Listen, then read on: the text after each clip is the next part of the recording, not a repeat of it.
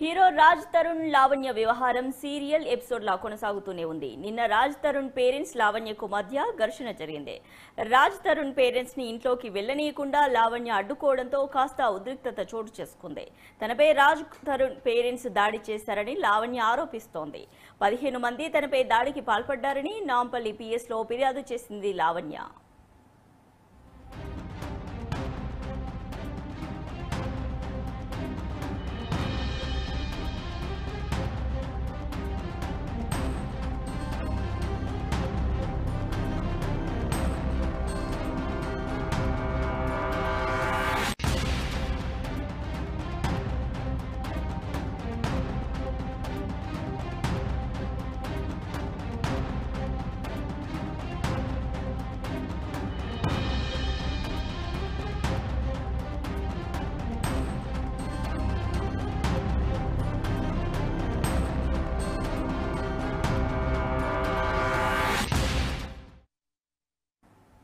Hero Raj Tarun Lavanya వ్యవహారం serial episode లా కొనసాగుతూనే ఉంది. నిన్న రాజ్ తరుణ్ పేరెంట్స్ లావణ్యకు మధ్య ఘర్షణ జరిగింది.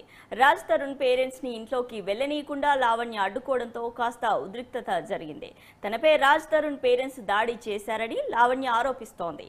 15 మంది తనపై దాడికి పాల్పడ్డారని నాంపల్లి పిఎస్ లో ఫిర్యాదు చేసింది లావణ్య.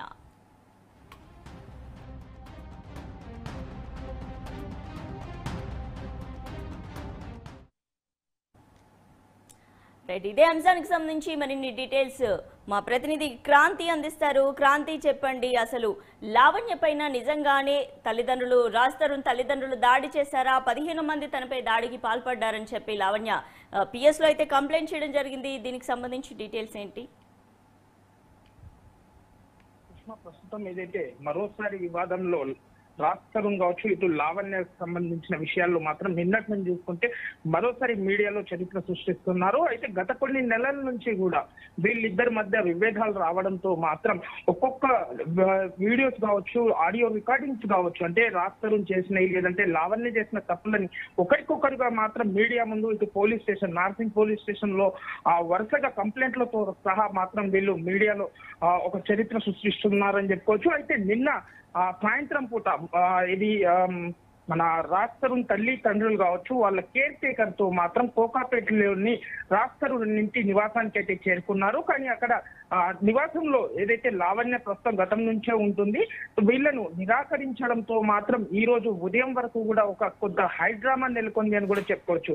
అయితే కొంత హైడ్రామా నెలకొన్న తర్వాత రంగంలో దిగిన నార్సింగ్ పోలీసులు లావణ్యకు నచ్చజెప్పి మాత్రం తల్లిదండ్రులని లోపలికి అనుమతించడం జరిగింది. అయితే వీళ్ళిద్దరి మధ్య జరిగిన ఘర్షణలలో కూడా ఇద్దరు, ఇటు లావణ్య కావచ్చు లేదంటే రాజ్ తరుణ్ తల్లిదండ్రులు కూడా వాగ్వాదం అయితే భారీ ఎత్తున జరిగింది. అయితే అదే అంశంలో ఈ రోజు ఉదయం మరోసారి రాజ్ తరుణ్ కి సంబంధించిన తల్లిదండ్రులకు సంబంధించిన మనుషులు టేకర్ కావచ్చు లేదంటే ఇతరులు వచ్చిన వాళ్ళు నాపై దాడి చేశారంటూ కూడా మరోసారి నార్సింగ్ పోలీస్ స్టేషన్ ని ఆశ్రయించడం జరిగింది. కంప్లైంట్ సిఐ గారికి అప్పచెప్పడం జరిగింది. అయితే ఇదే అంశం అనంతరం చూసుకున్నట్లయితే హర్యానాకు సంబంధించిన హర్యానా కావచ్చు, రాజ్ తరుణ్ వీళ్ళిద్దరు మాట్లాడుకున్న ఫోన్ ఆడియోను కూడా ఒకటి మీడియాకు చెప్పడం జరిగింది. హర్యానా కూడా చాలా స్పష్టంగా చెప్పింది, రాజ్ తరుణ్ నా మిత్రుడు కాదు, మిత్రుడి కంటే అతిన మించి అనేసి కూడా తను మా ఫ్యామిలీలో ఒకడంటూ కూడా చాలా స్పష్టంగా ఇక్కడ చెప్పింది. ఎందుకంటే వీళ్ళిద్దరి మధ్యలో కూడా ఎలాంటి సంబంధం ఉంది ఏంటి అనేసి కూడా ఆరా తీయాలి. ప్రతి ఒక్క విషయాన్ని రాజ్ తరుణ్ ఎంతమంది అమ్మాయిల్ని వాడుకున్నాడనే విషయాన్ని కూడా త్వరలో ఖచ్చితంగా నేను ఆధారాలతో బయట పెడతానని కూడా లావణ్య చెప్పడం జరిగింది. సుష్మా, క్రాంతి, లావణ్య మధ్య మీడియా ముఖంగా రాజ్ తరుణ్ కి క్షమాపణ చెప్తున్నాను, చాలా ఇబ్బంది పెట్టాను, సారీ అని కూడా చెప్పడం జరిగింది. మళ్ళీ తెరపైకి ఈ వ్యవహారం పైకి వచ్చి మళ్ళీ వాళ్ళ తల్లిదండ్రులు తనపై దాడి చేశారని లేదంటే ఆ విల్లా నాదని చెప్పి ఇరువురు కూడా కొట్లాడుకోవడం జరుగుతోంది. అసలు నిజాలు ఏంటి అంటారు? ఇప్పుడు మళ్ళీ కొత్తగా ఈ వ్యవహారం జరగడానికి రీజన్ ఏంటి?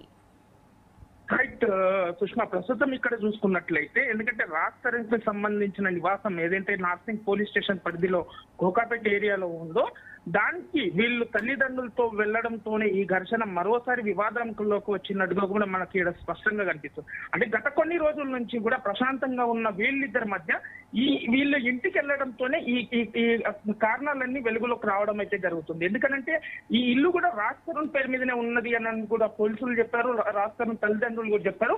లావణ్యకు రాజ్ తరుణ్కి కూడా ఉన్న సంబంధం, ఎందుకంటే వీళ్ళు ఏ విధంగా పెళ్లి చేసుకోలేదు అని కూడా రాజ్ తల్లిదండ్రులు అయితే చెప్పడం జరిగింది. అయితే వీళ్ళ ఇద్దరి మధ్య కావచ్చు, లేదంటే ఇతరుగా, ఎందుకంటే వాళ్ళ ఇంటికి వీళ్ళు వెళ్ళడానికి ఎలాంటి హక్కు, ఖచ్చితంగా హక్కు ఉంటుంది కాబట్టి పోలీసులు కూడా వీళ్ళని ఆ ఇంట్లోకి అయితే అనుమతి ఇచ్చేలా లావణ్యతో మాట్లాడడం జరిగింది. ప్రస్తుతం మరోసారి లావణ్య తీవ్రత దీనికి అయ్యి మాత్రం మరోసారి వీళ్ళపై కేసు నమోదు చేయడానికి అయితే నార్సింగ్ పోలీసులని ఆశ్రయించినట్టుగా కూడా తెలుస్తుంది. Sushma. Right, thank you Kranti, thanks for the updates.